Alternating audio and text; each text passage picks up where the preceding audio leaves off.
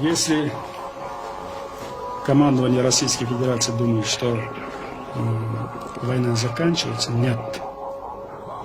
Война закончится, когда не будет здесь ни одного солдата, и когда они сядут с нами за стол переговоров. Все-таки определят в конце концов, кем, какими нам быть. Если думают силой или там с запугиванием, то война только начинается.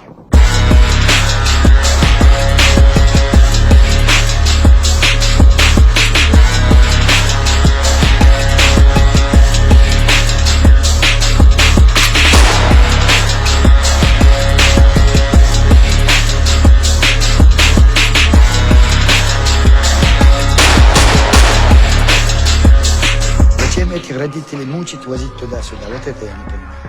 Почему командование российской армии не может сказать, ваших ребят нет в живых? Их съели собаки в Грозном, когда мы их просили похоронить.